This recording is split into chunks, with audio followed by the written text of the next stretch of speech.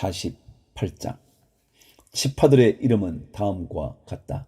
가장 북쪽에서부터 시작하여 헤들론 길을 따라 르보하맛을 지나서 다마스쿠스와 하맛에 접경한 경계선을 타고 핫살 에노네까지 곧 북쪽으로 하맛 경계선에 이르는 땅의 동쪽에서 서쪽까지의 땅은 단 지파의 몫이다. 단 지파의 경계선 다음으로 동쪽에서 서쪽까지는 아셀 지파의 몫이다. 아셀 지파의 경계선 다음으로 동쪽에서 서쪽까지는 납달리 지파의 몫이다. 납달리 지파의 경계선 다음으로 동쪽에서 서쪽까지는 므낫세 지파의 몫이다. 므낫세 지파의 경계선 다음으로 동쪽에서 서쪽까지는 에브라임 지파의 몫이다. 에브라임 지파의 경계선 다음으로 동쪽에서 서쪽까지는 르우벤 지파의 몫이다. 르우벤 지파의 경계선 다음으로 동쪽에서 서쪽까지는 유다 지파의 몫이다. 8절. 유다 지파의 경계선 다음으로 동쪽에서 서쪽까지는 너희가 거룩하게 바쳐야 할 땅이다. 그 너비는 25,000자이고 그 길이는 다른 지파들의 목과 같이 동쪽에서 서쪽까지이고 그 한가운데 성소를 세워야 한다. 너희가 주께 거룩하게 바쳐야 할 땅은 길이가 25,000자요 너비가 10,000자이다. 거룩하게 바친 이 땅은 제사장들에게 주어야 한다. 그들에게 줄 땅은 북쪽으로 길이가 25,000자, 서쪽으로 너비가 10,000자, 동쪽으로 너비가 10,000자, 남쪽으로 길이가 25,000자이다. 그 한가운데 주의 성소가 있어야 한다. 이 땅은 거룩히 구별된 제사장들, 곧 사독의 자손에게 주어야 한다. 그들은 이스라엘 자손이 잘못된 길로 갔을 때에 레위 지파의 자손이 잘못된 길로 간 것처럼 하지 않고 내가 맡겨준 직책을 지킨 사람들이다. 그러므로 그들은 거룩하게 바친 땅 가운데서도 가장 거룩한 땅을 받아야 하고 레위 지파의 경계선과 인접해 있어야 한다. 레위 지파가 차지할 땅도 제사장들의 경계선 옆에 그 길이가 25,000자요 너비가 10,000자이다. 그 전체의 길이는 25,000자요 너비는 20,000자이다. 그들은 이 땅을 팔거나 다른 땅과 바꿀 수가 없고 또 가장 좋은 이 부분을 다른 사람의 손에 넘겨주어서도 안 된다. 그것은 주의 거룩한 땅이기 때문이다. 너비가 5,000자요 길이가 25,000자인 나머지 땅은 성읍을 세울 속된 땅이다. 그 한가운데 있는 땅은 성읍을 세워서 거주지로 사용하고 그 나머지는 빈터로 사용하여라. 그 성읍의 크기는 다음과 같다. 북쪽의 길이도 4,500자, 남쪽의 길이도 4,500자, 동쪽의 길이도 4,500자, 서쪽의 길이도 4,500자이다. 이 성읍 빈터의 크기는 북쪽의 너비가 250자, 남쪽의 너비가 250자, 동쪽의 너비가 250자, 서쪽의 너비가 250자이다. 거룩하게 바친 땅과 인접한 나머지 땅의 길이는 동쪽으로 10,000자이고 서쪽으로도 10,000자이다. 그 땅은 거룩하게 바친 땅과 인접하여야 하며 그 농산물은 성읍에서 일하는 사람들의 먹거리가 되어야 한다. 이스라엘의 모든 지파에서 뽑혀와서 성읍에서 일하는 사람들만이 그 땅을 경작할 수가 있다. 20절. 거룩하게 바친 땅 전체는 길이도 25,000자요 너비도 25,000자이다. 너희는 이렇게 그 성읍의 소유주를 포함하여 거룩하게 바친 땅을 네모 반듯하게 구별해 놓아야 한다. 거룩하게 구별하여 바친 땅의 양옆과 성읍에 딸린 소유주의 양옆에 있는 나머지 땅은 왕에게 돌아갈 몫이다. 거룩하게 바친 땅, 곧 25,000자가 되는 지역에서 동쪽 국경까지와 25,000자가 되는 지역에서 서쪽 국경까지 다른 지파들의 몫과 평행되게 뻗어 있는 나머지 땅이 왕의 몫이다. 거룩하게 구별하여 바친 땅과 성전의 성소가 그 땅의 한가운데 있어야 한다. 그래서 레위 지파의 유산과 성읍에 딸린 소유지는 왕의 소유지의 한가운데 있게 된다. 왕의 소유지는 유다 지파의 경계선과 베냐민 지파의 경계선 사이에 있다. 23절. 나머지 지파들이 차지할 땅은 다음과 같다. 동쪽에서 서쪽까지는 베냐민 지파의 몫이다. 베냐민 지파의 경계선 다음으로 동쪽에서 서쪽까지는 시므온 지파의 몫이다. 시므온 지파의 경계선 다음으로 동쪽에서 서쪽까지는 이사갈 지파의 몫이다. 이사갈 지파의 경계선 다음으로 동쪽에서 서쪽까지는 스불론 지파의 몫이다. 스불론 지파의 경계선 다음으로 동쪽에서 서쪽까지는 갓 지파의 몫이다. 갓 지파의 경계선은 남쪽의 국경선이 다말에서부터 시작하여 무리바 가데스 셈에 이르고 거기서 이집트 시내를 따라 지중해에 이른다. 이것이 너희가 제비를 뽑아 유산으로 이스라엘의 지파들에게 나누어 주어야 할 땅이다. 이 땅들이 바로 그 지파들의 몫이다. 나주 하나님의 말이다. 30절. 그 성읍의 문들은 다음과 같다. 북쪽 성벽은 너비가 4,500자이다. 이 성읍의 문들은 이스라엘 지파들의 이름에 따라 부른 것이다. 북쪽의 문이 셋 있는데 하나는 르우벤 문, 하나는 유다 문, 하나는 레위 문이다. 동쪽 성벽도 너비가 4,500자이고 문이 셋 있는데 하나는 요셉 문이고 하나는 베냐민 문이고 하나는 단 문이다. 남쪽 성벽도 너비가 4,500자이고 문이 셋 있는데 하나는 시므온 문이고 하나는 이사갈 문이고 하나는 스불론 문이다. 서쪽 성벽도 너비가 4,500자이고 문이 셋 있는데 하나는 갓 문이고 하나는 아셀 문이고 하나는 납달리 문이다. 이렇게 그 둘레가 18,000자이다. 이 성읍의 이름이 이제부터는 여호와 샤마라고 불릴 것이다. 다니엘서 1장. 유다의 여호야김 왕이 왕위에 오른 지 3년이 되는 해에 바빌로니아의 느부갓네살 왕이 예루살렘으로 쳐들어와서 성을 포위하였다. 주님께서 유다의 여호야김 왕과 하나님의 성전 기물 가운데서 일부를 느부갓네살의 손에 넘겨주셨다. 그는 그것들을 바빌로니아 땅 자기가 섬기는 신의 신전으로 가지고 가서 그 신의 보물창고에 넣어 두었다. 그때 왕은 아스부나스 황관장에게 명령하여 이스라엘 백성, 특히 왕과 귀족의 자손 가운데서 몸에 흠이 없고 용모가 잘 생기고 모든 일을 지혜롭게 처리할 수 있으며 지식이 있고 통찰력이 있고 왕궁에서 왕을 모실 능력이 있는 소년들을 데려오게 하여서 그들에게 바빌로니아의 언어와 문학을 가르치게 하였다. 또한 왕은 왕궁에서 날마다 일정한 양을 정해서 음식과 포도주를 그들에게 공급하도록 해주면서 3년 동안 교육시킨 뒤에 왕을 모시도록 하였다. 그들 가운데는 유다 사람인 다니엘과 하나냐와 미사엘과 아사랴가 있었다. 환관장이 그들에게 이름을 새로 지어 주었는데 다니엘은 벨드사살이라고 하고 하나냐는 사드락이라고 하고 미사엘은 메삭이라고 하고 아사랴는 아벳느고라고 하였다. 다니엘은 왕이 내린 음식과 포도주로 자기를 더럽히지 않겠다고 마음을 먹고 환관장에게 자기를 더럽히지 않을 수 있도록 해달라고 간청하였다. 하나님은 다니엘이 환관장에게서 호의와 동정을 받도록 해주셨다. 환관장이 다니엘에게 말하였다. 너희가 먹고 마실 것을 정해주신 분은 나의 상전이신 임금님이시다. 임금님께서 너희의 얼굴이 너희와 같은 나이의 젊은이들보다 더 상해 있는 것을 보시게 될까 두렵다. 그렇게 되면 너희 때문에 내 목숨이 임금님 앞에서 위태롭게 될 것이다. 다니엘은 감독관에게로 갔다. 그 감독관은 황관장이 임명한 사람으로서 다니엘과 하나냐와 미사엘과 아사랴를 감독하는 일을 맡은 사람이다. 다니엘이 그 감독관에게 요청하였다. 부디 이 종들을 열흘 동안만 시험하여 보시기 바랍니다. 우리에게 채소를 주어 먹게 하고 물을 주어 마시게 하여 보시기 바랍니다. 그런 다음에 우리의 얼굴빛과 왕이 내린 음식을 먹는 젊은이들의 얼굴빛을 비교하여 보시고 이 종들의 요청을 처리하여 주시기 바랍니다. 그래서 감독관은 그 말을 따라서 열흘 동안 시험해 보았다. 열흘이 지났을 때에 보니 그들의 얼굴빛이 왕이 내린 음식을 먹은 젊은이들의 얼굴빛보다 좋고 건강하여 보였다. 감독관은 그들에게 지정된 음식과 마실 포도주를 주지 않고 채소를 계속 주어서 먹게 하였다. 하나님은 이 네 젊은이들이 지식을 얻게 하시고 문학과 학문에 능통하게 하셨다. 그 밖에도 다니엘에게는 환상과 온갖 꿈을 해석하는 능력까지 주셨다. 왕이 정하여 놓은 3년 동안의 교육이 끝나는 날 환관장은 교육을 받은 젊은이들을 모두 느부갓네살 앞으로 데리고 갔다. 왕이 그들과 말하여 보니 그들 가운데 다니엘과 하나냐와 미사엘과 아사랴가 가장 뛰어났으므로 그들로 왕을 모시게 하였다.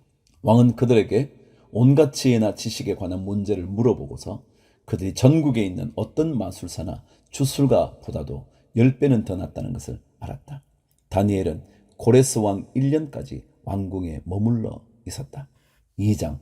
느부갓네살 왕은 왕위에 오른 지 2년이 되는 해에 꿈을 꾸고서 마음이 답답하여 잠을 이루지 못하였다. 그래서 왕은 꾼 꿈을 알아내려고 마술사와 주술가와 점쟁이와 점성가들을 불러들이라고 명령하니 그들이 와서 왕 앞에 섰다. 왕이 그들에게 말하였다. 내가 꿈을 하나 꾸었는데 그 꿈을 알 수 없어서 마음이 답답하다. 점성가들이 아람말로 왕에게 아뢰었다. 임금님의 만수무강을 빕니다. 그 꿈을 종들에게 말씀하여 주시면 해몽하여 드리겠습니다. 그러자 왕이 점성가들에게 말하였다. 나의 명령은 확고하다. 너희가 그 꿈의 내용과 해몽을 나에게 말해주지 못하면 너희의 몸은 토막이 날 것이며 너희의 집은 쓰레기 더미가 될 것이다. 그러나 너희가 그 꿈의 내용과 해몽을 말해주면 내가 너희에게 선물과 상과 큰 명예를 주겠다. 그러니 그 꿈과 그 해몽을 나에게 말하여라. 그들이 다시 아뢰었다. 임금님께서 그 꿈을 종들에게 말씀하여 주시면 해몽해 드리겠습니다. 왕이 호령하였다. 과연 내가 생각한 대로구나. 나의 명령이 확고한 것을 알고서 너희는 지금 시간을 벌려고 한다. 너희가 그 꿈을 나에게 말해주지 못하면 너희는 모두 같은 벌을 받게 될 것이다. 너희가 시간이 지나면 사태가 바뀌겠거니 하면서 내 앞에서 터무니없는 거짓말을 하기로 함께 모의한 줄을 내가 모를 듯 싶으냐? 이제 그 꿈을 나에게 말하여라. 그러면 너희가 나에게 해몽도 하여 알려줄 수 있을 것으로 알겠다. 점성가들이 왕에게 아뢰었다. 임금님께서 아시고자 하시는 그 일을 임금님께 알려드릴 수 있는 사람은 세상에 아무도 없습니다. 일찍이 그 어떤 위대한 왕이나 통치자도 마술사나 주술가나 점성가들에게 이와 같은 일을 물어본 적이 없습니다. 임금님께서 물으신 것은 너무 어려워서 육체를 가진 사람과 함께 살지 않는 신들이라면 몰라도 아무도 그 일을 임금님께 알려드릴 수 없습니다. 이 말을 듣자 왕은 성이 나서 크게 화를 내며 바빌론의 지혜자를 모두 죽이라는 명령을 내렸다. 명령이 공포되니 지혜자들이 죽게 되었다. 사람들은 다니엘과 그의 친구들도 지혜자들과 함께 죽이려고 찾았다. 다니엘은 바빌론의 지혜자들을 죽이려고 나온 왕의 시위대 장관 아리옥에게 가서 슬기로운 말로 조심스럽게 물어보았다. 임금님의 명령이 어찌 그렇게 가혹합니까? 아리옥이 다니엘에게 그 일을 설명해 주었다. 다니엘이 곧 왕에게로 가서 아뢰었다. 임금님께 임금님의 꿈을 해몽해 드릴 수 있는 시간을 저에게 주십시오. 그 다음에 다니엘은 집으로 돌아가서 자기의 친구 하나냐와 미사일과 아사랴에게 그 사실을 알려주고 그 친구들에게 말하였다.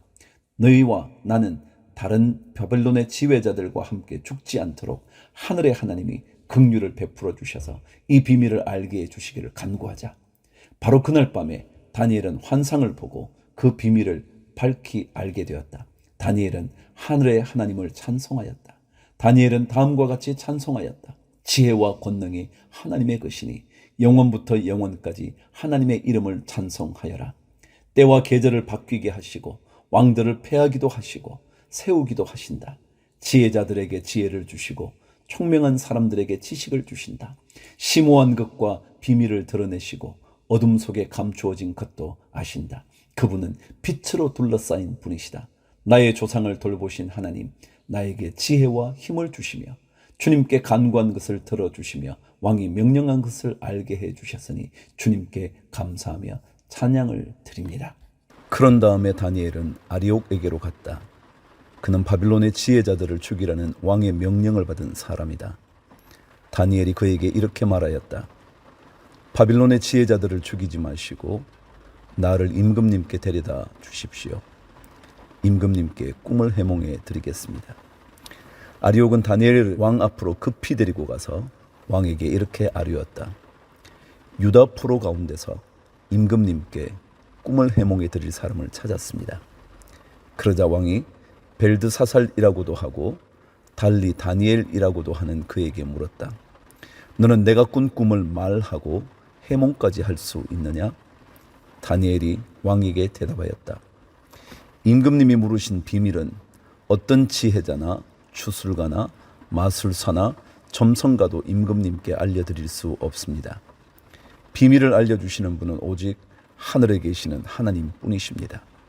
하나님은 느부갓네살 임금님께 앞으로 일어날 일이 무엇이라는 것을 알려주셨습니다. 임금님의 꿈, 곧 임금님께서 침대에 누워 있을 때에 머릿속에 나타난 환상은 이러합니다. 임금님이 잠자리에 드셔서 앞날의 일을 생각하고 계실 때에 비밀을 밝히시는 분께서 임금님께 앞으로 일어날 일을 알려주신 것입니다. 저에게 이 비밀을 드러내신 것은 제가 다른 사람보다 지혜가 더 있어서가 아니라 임금님께 그 꿈을 해몽해 드려서 임금님의 마음속에 있는 생각들을 임금님께서 아시도록 하시려는 것입니다. 임금님은 어떤 거대한 신상을 보셨습니다. 그 신상이 임금님 앞에 서 있는데 그것은 크고 그 빛이 아주 찬란하며 그 모습이 무시무시하였습니다. 그 신상의 머리는 순금이고 가슴과 팔은 은이고 배와 넓적다리는 노쇠이고 그 무릎 아래는 쇠이고 발은 일부는 쇠이고 일부는 진흙이었습니다. 또 임금님이 보고 계시는 동안에 아무도 돌을 떠내지 않았는데 돌 하나가 난데없이 날아 들어와서 쇠와 진흙으로 된 그 신상의 발을 쳐서 부서뜨렸습니다. 그때에 쇠와 진흙과 노쇠와 은과 금이 다 부서졌으며 여름 타작마당의 겨와 같이 바람에 날려가서 흔적도 찾아볼 수 없게 되었습니다. 그러나 그 신상을 친 돌은 큰 산이 되어 온 땅에 가득 찼습니다. 이것이 그 꿈인데 우리가 그것을 풀이하여 임금님께 말씀드리겠습니다. 임금님은 왕들 가운데서도 으뜸가는 왕이십니다. 하늘의 하나님이 임금님께 나라와 권세와 힘과 영광을 주셨습니다. 사람과 들의 짐승과 공중의 새를 그들이 어디에 있든지 임금님의 손에 넘겨주시고 이 모두를 다스리는 통치자로 세우셨습니다. 임금님은 바로 그 금으로 된 머리이십니다. 임금님 뒤에는 임금님의 나라보다 못한 다른 나라가 일어날 것입니다. 그 뒤에 노쇠로 된 셋째 나라가 온 땅을 다스릴 것입니다. 넷째 나라는 쇠처럼 강할 것입니다. 쇠는 모든 것을 으깨고 박살냅니다. 쇠가 모든 것을 부서뜨리는 것처럼 그 나라는 문나라를 으깨고 부서뜨릴 것입니다. 임금님이 보신 발과 발가락의 일부는 토기장의 진흙이고 일부는 쇠였던 것 같이 그 나라는 나누어질 것입니다. 그러나 임금님이 진흙과 쇠가 함께 있는 것을 보신 것 같이 그 나라는 쇠처럼 강한 면도 있을 것입니다. 그 발가락의 일부가 쇠이고 일부가 진흙인 것 같이 그 나라의 일부는 강하고 일부는 쉽게 부서질 것입니다. 임금님께서 진흙과 쇠가 함께 있는 것을 보신 것 같이 그들이 다른 인종과 함께 살 것이지만 쇠와 진흙이 서로 결합되지 못하는 것처럼 그들이 결합되지 못할 것입니다. 이 왕들의 시대에 하늘의 하나님이 한 나라를 세우실 터인데 그 나라는 영원히 망하지 않을 것이며 다른 백성에게 넘어가지 않을 것입니다. 그 나라가 도리어 다른 모든 나라를 쳐서 멸망시키고 영원히 설 것입니다. 아무도 돌을 떠내지 않았는데 돌 하나가 난데없이 날아 들어와서 쇠와 노쇠와 진흙과 은과 금을 으깨는 것을 임금님이 보신 것은 위대하신 하나님이 앞으로 일어날 일을 임금님께 알려주신 것입니다. 이 꿈은 그대로 이루어질 것이고 이 해몽도 틀림없습니다. 46절 느부갓네살 왕이 엎드려서 다니엘에게 절하고 예물과 향품을 그에게 주도록 명령을 내렸다. 왕이 다니엘에게 말하였다. 그대들의 하나님은 참으로 모든 신 가운데서 으뜸가는 신이시요 모든 왕 가운데서 으뜸가는 군주이시다. 그대가 이 비밀을 드러낼 수 있었으니 과연 그대의 하나님은 비밀을 드러내는 분이시다.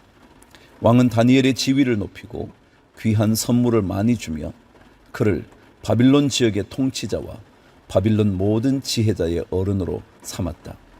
또 왕은 다니엘의 요구를 받아들여서 사드락과 메삭과 아벳노고를 세워 바빌론 지방의 일을 맡아서 다스리게 하였다.